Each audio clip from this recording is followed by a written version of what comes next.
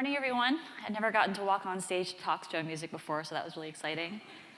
As Peter said, my name is Crystal Davis. I work at the World Resources Institute, which is a global environmental research organization that's based right here in Washington, D.C. And we work on a myriad of issues from climate change to sustainable cities.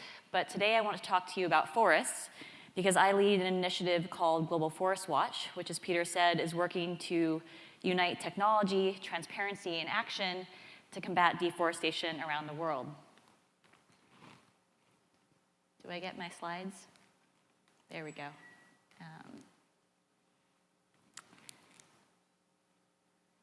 So I think most of you are probably familiar with the scary statistics about deforestation, and since this is a summit about optimism, I'm not going to use any scare tactics on you today.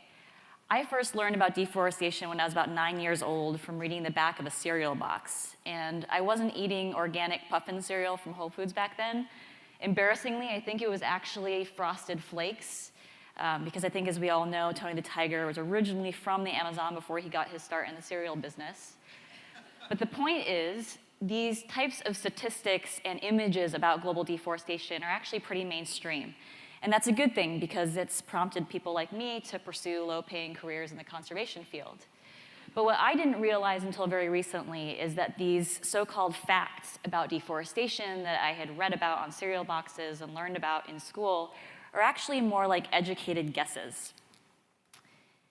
The truth is, until very recently, we had no idea when and where deforestation was happening, because we simply had no way of monitoring such a vast and remote natural resource systematically on a global scale. So to put this in context, the Amazon rainforest alone is about 8 times the size of Texas. So if you wanted to walk deep into the forest and illegally cut down some trees, there's a pretty good chance no one's going to notice, at least not until long after you've made your escape. So there's a really good reason why we've always asked this question philosophically: when a tree falls in the forest and no one is there to hear it, let alone post about it on Facebook, does it actually make a sound? At WRI, we thought this was pretty problematic, because presumably if you want to stop deforestation, you need to know when and where it's happening and who's responsible. So a few years ago, we started talking to scientists from leading universities and tech companies in Silicon Valley to see if we could figure out how we bring forest monitoring into the 21st century.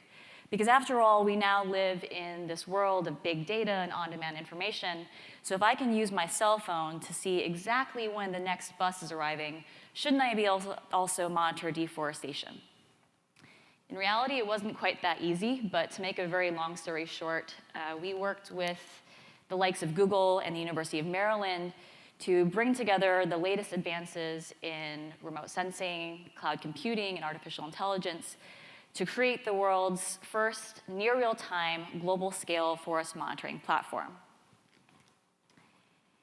And we called this platform Global Forest Watch. We launched it in 2014, and now anyone with an internet connection can go online, zoom in anywhere in the world, and see where and when deforestation is happening with this level of granularity. What you're seeing here are new logging roads snaking their way into the Peruvian Amazon. So essentially what we've created is the Google Maps for forests. And now when a tree falls in the forest, it shows up a week later on Global Forest Watch, and we highly encourage all of you to post it on Facebook.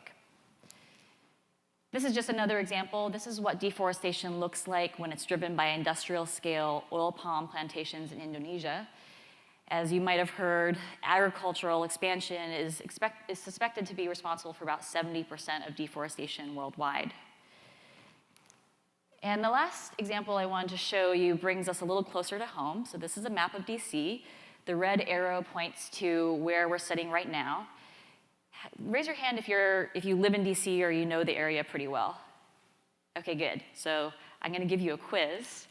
Can anyone guess what was responsible for the small patch of deforestation that occurred, the satellites picked up around 2012, and it's just north of Highway 50, right after it stops being New York Avenue and the National Arboretum? Any guesses? Yes, it was the Costco. You can decide whether or not that was worth it. But anyway, I could talk all day about how cool the technology is behind Global Forest Watch, but I think the reason why most of us are interested in this is because we want to understand whether technology can actually help us meet our conservation goals. So now I want to tell you a few stories about how people around the world are starting to use Global Forest Watch to combat deforestation and manage forest landscapes more sustainably. So I'm going to start us off in Uganda, where the Jane Goodall Institute has been training local communities and the Ugandan Wildlife Authority to use GFW's mobile application to fight illegal logging in critical chimpanzee habitat. Previously, forest rangers would basically patrol the forest at random, and they tended to stick to the existing footpaths because it was the easiest thing to do.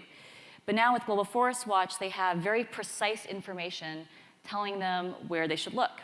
So last year, a forest ranger saw this isolated deforestation alert in the forest interior. They used the mobile application to navigate out to the alert because it's actually pretty difficult to find these small isolated patches of deforestation once you're in a dense forest. And once they got there, they discovered a small-scale but long-standing illegal logging operation. They used the mobile application to document what they saw, and they were able to share this evidence with the authorities, and the illegal loggers were subsequently prosecuted and fined. The next example brings us to Peru, where investigative journalists have used Global Forest Watch to expose a company that was doing some very questionable things in the Amazon. United Cacao is a London Stock Exchange listed company that, at least on their website, was claiming to be a sustainable producer of cocoa in the region. But as you can see from these Global Forest Watch images, United Cacao had actually cleared over 2,000 hectares of intact primary rainforest. And a local organization called the Amazon Conservation Team paired up with Manga Bay to break this story. It made international headlines. It catalyzed a major NGO campaign and investigation. The government of Peru subsequently decided to look into the company's activities. They ultimately ordered the company to cease their operations. And just a few months ago, the London Stock Exchange decided to suspend all trading of United Cacao stock in their market.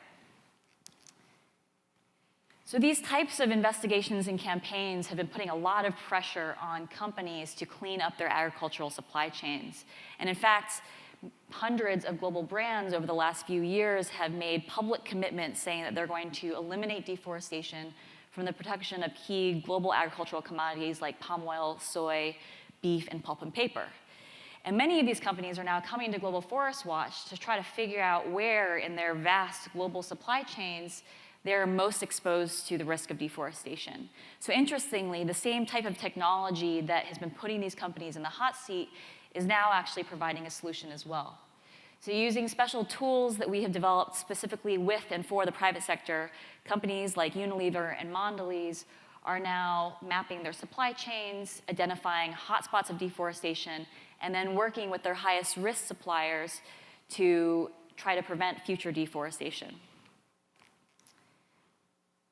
And I like to think that the stories I've told you today are really just the tip of the iceberg. In about 3 years, we've had over 1 million visitors to the GFW platform coming from literally every country in the world. Only a tiny, tiny fraction of these people have taken the time to tell us about how they're then using Global Forest Watch to create action. And of course, everything on our site is freely available and built on open source tools because ultimately we want as many people as possible to be using our data and to build off of our technology platform. Because we fundamentally believe that through openness and through radical transparency, we can put the fate of forests into the hands of people who care most about them, and ultimately, over time, drive more accountability for how forests are being managed by governments and companies and communities around the world. Now, it's really easy to get excited about technology as a potential solution to conservation problems, and I think there is reason for optimism because we have lots of great examples out there like Global Forest Watch where technology can have a really positive impact. But I also really like to make the point, and perhaps this is obvious, that technology is not a silver bullet because there are no silver bullets for what we're trying to do, and that in a lot of the places that we work on these issues, there are entrenched problems of governance and corruption and capacity that will still require long-term and holistic solutions to resolve. And the other sort of lesson that I've learned in this work is that I still see a pretty big divide between those who are creating technology and those who we expect to be using technology to do better conservation on the ground.